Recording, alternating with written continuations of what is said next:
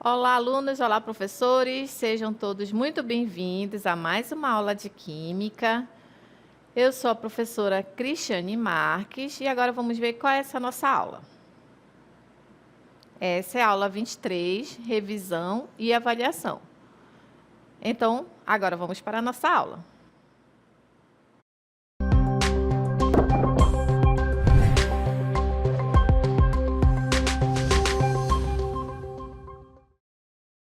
Muito bem, então nós vamos aqui nessa nossa aula rever alguns conceitos de cinética química, né? Vamos ver aqui o que é cinética química, os fatores, alguns fatores que influenciam a velocidade das reações, tá bom? Então vamos começar com o conceito de cinética química. O que é cinética química?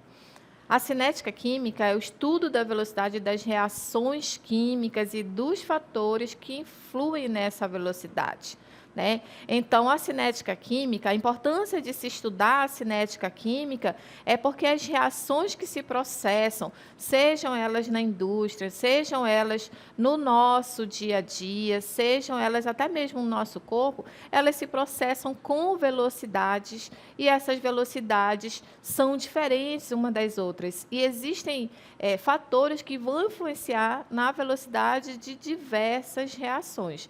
Então, por isso, a importância de se estudar cinética química. A importância de se estudar também, principalmente por causa da indústria, por exemplo, indústria de cosméticos, indústrias alimentícias, na parte da indústria farmacêutica. Então, tudo tem cálculo de cinética química. Porque a cinética química estuda a velocidade das reações, o tempo, o intervalo de tempo ali, no intervalo de tempo que uma reação vai se processar. Se é uma reação mais lenta, se é uma reação mais moderada ou se é uma reação mais rápida. Então, dependendo do produto que se quer obter, então a gente pode acelerar ou pode retardar, diminuir a velocidade das reações. E tudo isso é feito através de cálculos. Então, a gente precisa fazer cálculos da velocidade da reação. Então, eu trouxe aqui para vocês verem a fórmula da velocidade da reação. Como é que a gente calcula? A velocidade da reação, também chamada de velocidade média, ela é uma variação da concentração. O que é essa variação da concentração? É a quantidade de reagente ou é a quantidade de produto que foi consumido ou que foi formado num determinado intervalo de tempo. Por isso que a fórmula fica Vm é igual a variação, aí entre esses colchetes é concentração, seja do reagente, seja do produto, dividido pelo intervalo de tempo, pela variação, né, do tempo. Tempo final menos tempo inicial. Então, todos os produtos, tudo que se quer na indústria, também no nosso organismo, tudo é calculado à base da velocidade média. Então, vamos ver aqui o que é a velocidade média. Olha o conceito. A velocidade média na cinética química, né? As velocidades com que os reagentes eles são consumidos ou com que os produtos são formados, eles podem ser representados por meio de gráficos. Então, nós temos aqui reagente, tudo que está antes da seta é reagente, tudo que está depois da seta é produto, tá? Então, a velocidade de uma reação, a gente pode ver através de gráficos que quando os reagentes eles estão reagindo entre si, eles estão diminuindo a sua concentração no intervalo de tempo. O tempo está aqui passando, esse aqui é o intervalo de tempo, ele está passando e aqui é a concentração. Vou colocar um C aqui para vocês entenderem o que é concentração. Agora, isso está diminuindo. Agora, quando o produto está sendo formado num determinado intervalo de tempo, ele vai sendo formado, então vai aumentar aqui a sua concentração. Então, isso que é um gráfico daqui da velocidade média. A concentração dos reagentes vai diminuindo e a concentração dos produtos vai aumentando, porque os produtos estão sendo formados. Então, qualquer gráfico aí a gente consegue observar a velocidade média através desses gráficos. E para a gente calcular, entender realmente a velocidade das reações, ou seja, a cinética química, existe uma teoria, né, que essa teoria, que é chamada de teoria das colisões, ela define alguns critérios para que realmente ocorra uma reação. Então, para que uma reação ocorra, ela precisa ter colisões efetivas. As moléculas, né, as moléculas das substâncias, elas precisam realmente colidir entre si, mas que essas colisões, elas precisam ser efetivas para realmente acontecer uma reação química. Se apenas se colidir, que não tiver, por exemplo, uma velocidade suficiente, ou não tiver afinidade química, ou não tiver uma orientação favorável, não vai acontecer a reação, porque as moléculas elas não vão se quebrar. Então, a teoria das colisões. Observem aqui o que essa teoria diz. Quando nós temos reagentes posicionados de maneiras diferentes, eles não vão fornecer aí, não vai ocorrer uma colisão efetiva. Então, nós temos aqui, digamos que H2, um reagente, e aqui o I2. Para eles reagirem, formarem moléculas de HI, eles não estão aqui, por exemplo, numa orientação favorável para que ocorra a quebra da ligação dos reagentes. Não vai ocorrer aqui, ó. Vou até colocar para esse lado. Não vai ocorrer a quebra da ligação dos reagentes. Por quê? Porque eles não vão, quando eles se aproximarem, eles não estão numa orientação favorável para que haja a quebra aqui dessas ligações. Então, o que vai acontecer? Uma colisão não efetiva. Se é colisão não efetiva, não vai ocorrer reação. O mesmo raciocínio aqui. Não tem orientação favorável, eles não estão com velocidade suficiente, ou então eles não têm afinidade química, eles vão se aproximar, não tem afinidade química, eles vão se afastar. Não, o que aconteceu? Não ocorreu reação. Por quê? Porque ocorreu aí uma colisão não efetiva. Então, para que ocorra uma reação, é necessário ter uma colisão efetiva. Então, aqui, a molécula de H2, molécula de I2, aí, ó, eles vão se aproximar, essas moléculas vão se aproximar. Quando elas se aproximam nesse intervalo de tempo, aí sim vai começar a quebra das ligações dos reagentes e vão começar a formar aí as ligações dos produtos, né? Para poder começar a formar os produtos. Aí sim temos os produtos formados. Aqui sim temos uma colisão efetiva, portanto, aí sim ocorreu reação química. Então, vamos ver aqui esses critérios que diz a teoria das colisões. Então, olha só os critérios, que são as condições para que as reações químicas ocorram. Primeiro, deve haver contato. Primeira coisa, tem que ter contato entre as partículas. Esse é o primeiro critério, a primeira condição. Deve existir afinidade química, porque se as partículas elas se unem, mas elas se aproximam, mas elas não têm afinidade química, nada vai acontecer, não vai ter colisão efetiva. Então, para que ocorra uma reação química, as partículas elas também devem ter afinidade entre si. Outra, as partículas elas devem se colidir entre si, mas essas colisões elas devem ter orientação favorável e elas devem ter energia suficiente para fazer a quebra dos reagentes e formar os produtos.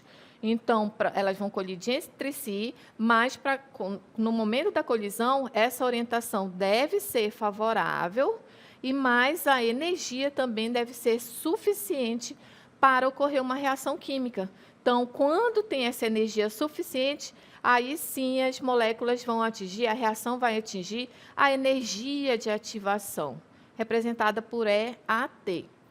Então, essas são as condições para ocorrer uma reação química. Então, é necessário, não é simplesmente só as moléculas se aproximarem. Elas têm que se aproximar e elas têm que ter afinidade química, porque se não tiver afinidade química, elas não vão reagir. Não vai ocorrer reação nenhuma, só vão se aproximar e nada vai acontecer. Agora, quando elas têm afinidade química, elas precisam ter energia suficiente, elas precisam ter orientação favorável para que aí sim ocorra a colisão, e nesse momento de ocorrer a colisão, vai ocorrer a quebra das ligações dos reagentes e vai ocorrer a formação da ligação dos produtos. Então, para que tudo isso ocorra, tem que acontecer essas condições. Tá? Afinidade química, orientação favorável, energia suficiente para ter uma colisão efetiva. E quando tem energia suficiente, essa energia suficiente é o que nós chamamos de energia de ativação. As moléculas dos reagentes têm que atingir essa energia de ativação para poder conseguir, lá no topo, conseguir fazer a formação do que é chamado complexo ativado, que é nesse complexo ativado que as moléculas estão todas juntas, ali formando até chegar ao produto, tá certo? Então, vamos ver o conceito de energia de ativação. O que que é? Energia de ativação é a energia mínima necessária para a formação do complexo ativado e, portanto, efetivar a reação. Se não tiver essa energia mínima, aí não vai ocorrer a reação. Se não atingir essa energia mínima, não vai ocorrer a reação, tá? Então, a gente consegue observar através de um gráfico. Então, tá aqui, ó. Nós temos os reagentes, estão reagindo aqui entre si, reagente A e o reagente B. Então, o tempo está passando, está aqui ó, o caminho da reação, e aí, ó, o tempo está passando, e aí eles vão atingir aqui a energia mínima, vão subir toda essa montanha até atingir a energia mínima. Quando eles atingirem essa energia mínima, eles vão formar aqui o complexo ativado, certo? Vou até pagar para ficar assim, complexo ativado. E aí, o que é esse complexo ativado? Nesse momento, tem todas essas moléculas aqui, de A2 e B2, que são os reagentes. Nesse momento, vai ocorrer a quebra das ligações aqui de A, vai ocorrer a quebra das ligações de B, e para poder, nesse instante, começar a formação de ligação de AB e aqui outro AB. É isso que vai acontecer, mas só vai acontecer se eles atingirem essa energia mínima, que é a chamada de energia de ativação. Aí sim, quando começar aqui a formar o complexo ativado, atingiu a energia mínima e chegou no produto.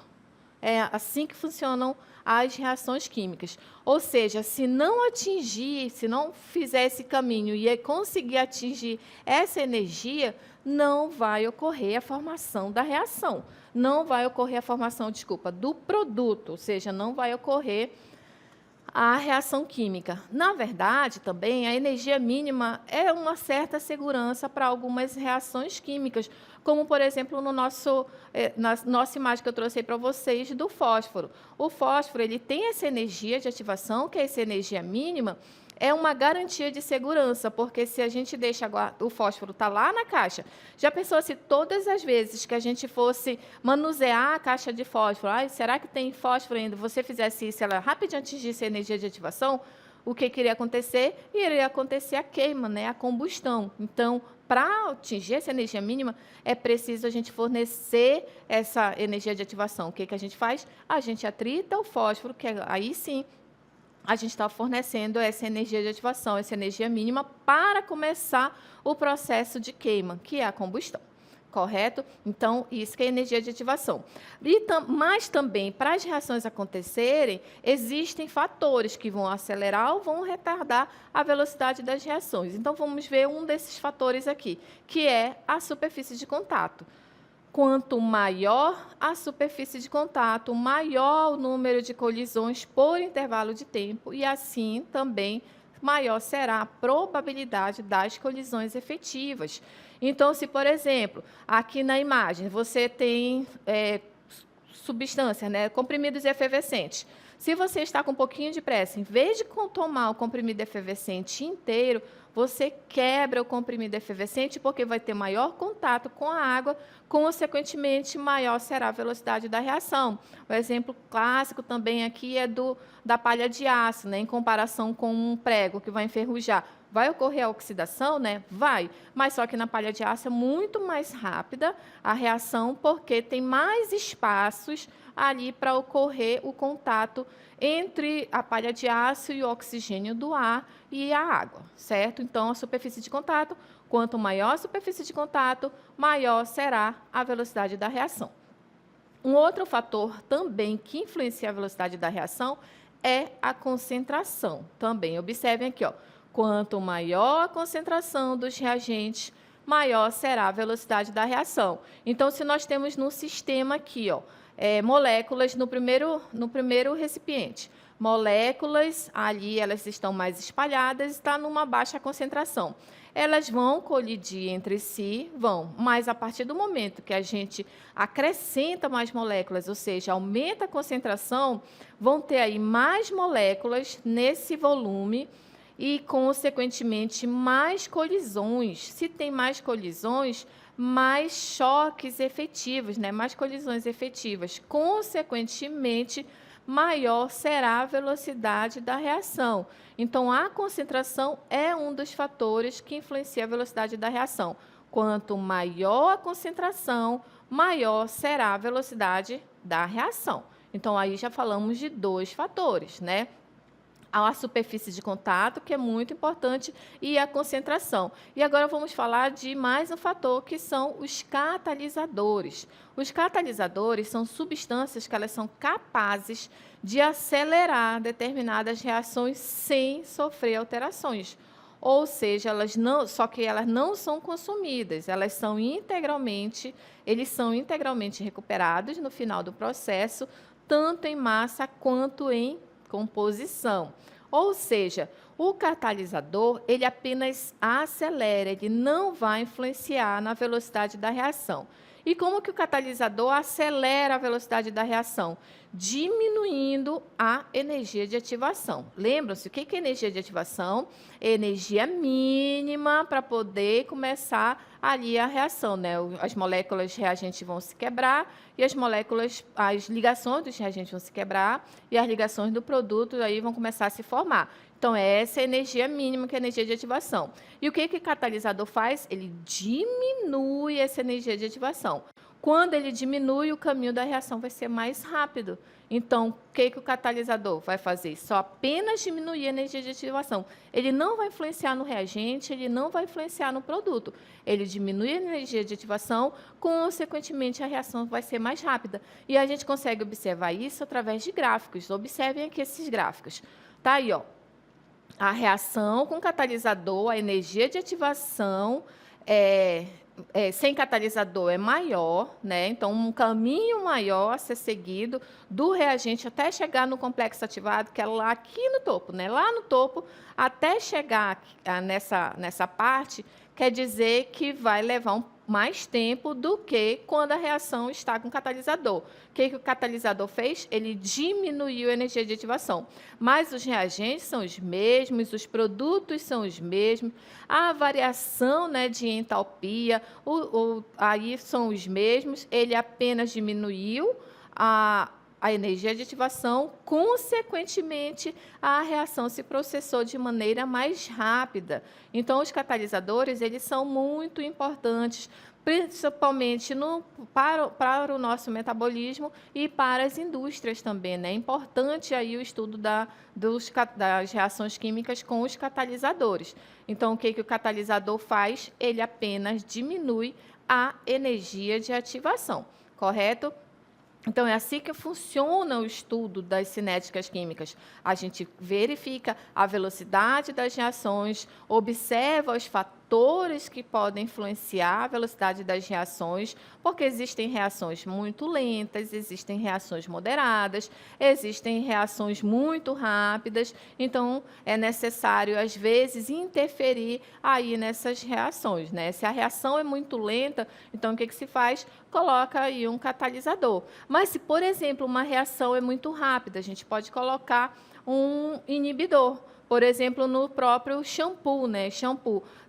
Para inibir ali a formação, proliferação de fungos e bactérias, coloca-se um inibidor ali dentro do produto para retardar esse processo, então ter uma durabilidade maior. demorar aí um intervalo de tempo. Por isso que a gente observa a validade, né, dos produtos, validade, tanto tempo. Como é que se sabe? Porque foi feito um cálculo aqui da cinética química. Ok, pessoal? Eu espero que vocês tenham entendido, tenham compreendido aqui esse nosso assunto. Muito obrigada pela atenção e até a próxima aula.